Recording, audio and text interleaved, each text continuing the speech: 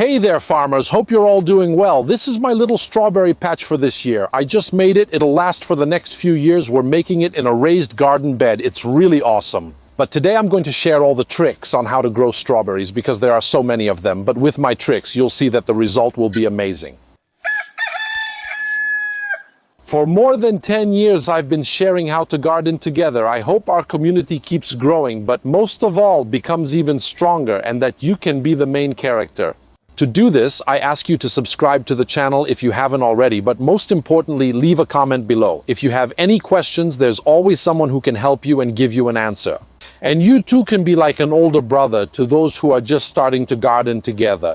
Today the sun comes and goes, there are clouds, you really can't tell what's going on. But in this temperature, which is a bit cold and a bit warm, our strawberries grow very well. But let's talk right away about the most important thing. Not all strawberries are everbearing. Let me explain it better. Come here, these ones you see. These are 3 different varieties of strawberries, but they are everbearing varieties. In nature, strawberries are generally not everbearing. Think about wild strawberries.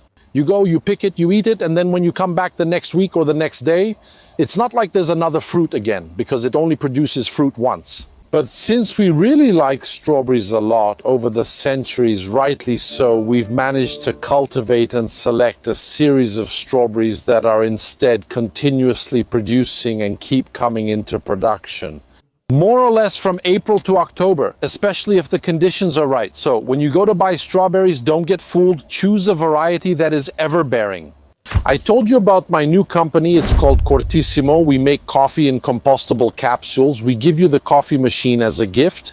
Cortissimo stands out because the coffee is hassle-free, no commitments. The coffee machine and the coffee are sent to you within 48 hours at most. The coffee is totally compostable. If your coffee machine, which is a gift, breaks, no problem. In 48 hours, we'll send you another one. No commitments. You don't have to buy a certain amount, no minimum, zero hassle. By the way, there are also herbal teas and tea made entirely from leaves. I'll leave my dedicated code for you below. This way you get a lifetime 10% discount on all products. Cortissimo, let's have this coffee together and get back to work. Yes, but which variety should we choose? And here your personal taste comes into play a bit. In fact, I'll tell you about a few. Charlotte, Annabelle, Mare des Bois. There are so many varieties. Try selecting a few. I recommend you go with either Charlotte or Annabelle.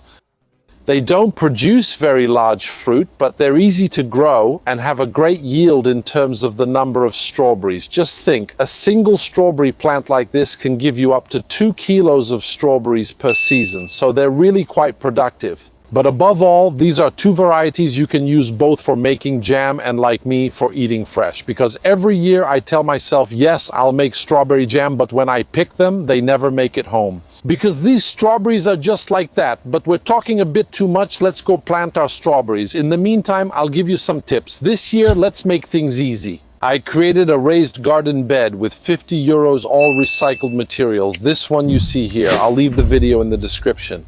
So, besides building the garden bed, the most interesting thing is what we use to fill it. In fact, we used a lot of wood chips.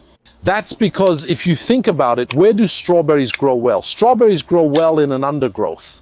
So, generally, a base rich in nutrients, but an acidic base, just like the undergrowth, and that's what we recreated. How do you do it? So we use good soil, and if you can, mix it with some wood chips.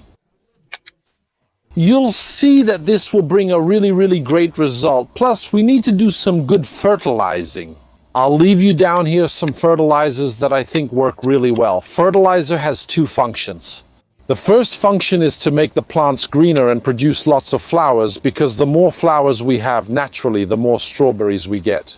The second function of fertilizer is to affect the taste, so we need to use 2 different types of fertilizer.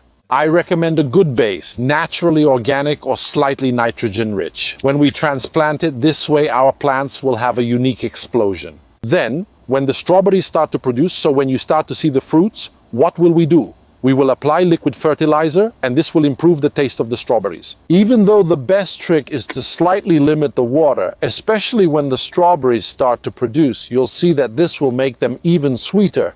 You can find strawberries on the market, let's say, in 2 forms. The first is bare root. They sell these roots and we transplant our strawberries, and from there the plant grows. The second form is this one, in a pack. Keep in mind that a little strawberry plant like the one we're about to make lasts 4 to 5 years. That is, the strawberries spread, they become good, sweet, and so on. In the second and third year, production increases because each plant creates another plant, like this one. So if you're going to plant your strawberries around January or February, you start from the bare root. This actually costs a little less too. If instead you're planting around March or April, you start from the pack. This way you get a slightly more immediate result, but the result is the same. So let's go ahead and transplant our strawberries. Let's bury them well enough, because this soil, when we water it, will tend to settle a little. Let's also break up the roots. I'll explain why, because I take it for granted, but maybe not everyone knows this. If we keep them compacted, the roots will keep that shape. So they won't spread through the whole soil to absorb nutrients. If we break them up, we're basically telling them, hey, you're not in the pack, in the little block anymore. You need to go explore and absorb nutrients throughout the whole soil. So if you break up the roots, I'm just keeping them slightly attached. These strawberries, because I want them to be super compact little strawberry plants, you see, I really want to see even more maximum production. Keep in mind that if we make a raised garden bed, like in this case, we eliminate pretty much all the problems you can have with snails. However, we should be careful because there's another threat that strawberries suffer from, which is birds. Unfortunately, those darn little birds want to come and peck at our strawberries. So what are we going to do? Since we've made a raised garden bed like this, we're going to put 4 little sticks and stretch a net over the top. This will help us both to shade our garden, giving our strawberries a bit of partial shade and privacy, and also to protect them from all those birds that want to eat them. Keep in mind that from experience, there are other little birds that come to eat your strawberries. Usually these are either the neighbors or your kids. Remember, I have a serious issue with my kids. Whenever they see ripe strawberries I've planted, they immediately go after them. So, in short, the harvest seems small because someone has already eaten some. Another tip if you're using a raised garden bed like this, just like this version. Don't plant the strawberries too close to the edge, because during the summer the intense sunlight might dry out the part that's right next to the edge. By doing this, our strawberries risk drying out and getting a bit scorched from the heat. So let's go ahead and place some more strawberries, because while I'm talking and chatting with you, I might get distracted. Let's go ahead and put our strawberries in place. Later, guys, even if you're not super precise and don't plant them in a perfectly strict pattern, it's not a big deal. I'm going to plant them really close together because this year I really want my little strawberry patch to have an explosion of growth. This is important because the closer the plants are, the more our strawberries can grow together and the bigger the strawberry bush will be. You'll see that this will increase production at least a little bit. Now we have the last 2 plants that we need to place, so let's put them here and then we'll put one here. And now let's also put in the roots, as we said. For the roots, you shouldn't bend them upwards. We need to make a nice deep hole, so let's go underneath and place it. You'll see that it'll come up later anyway. Nature always does its job. As you can see, I'm watering with the rose head. Once we've transplanted our strawberries, let's water all of our soil well. Because the soil settles, as they say, so it rises and then settles down again. So we need to check if the roots are still well covered. It's something normal. It has to be done. Very simply, let's wait a moment because the soil rises and settles. If it doesn't settle well, there's probably a little leaf inside the rose head. Look. Now I like it a bit more, and if we notice, look here, I caught it since I took the soil. See, this here is a snail. Do you see it? You know what should happen to this one? Curling. Some bird will eat it, but not on my strawberries. Well, I know I used the wrong pronunciation, curling. I went to transplant, see, all my strawberries. This will be a real strawberry plant. Remember, from this small plant, we could harvest around 50 or 60 kilos.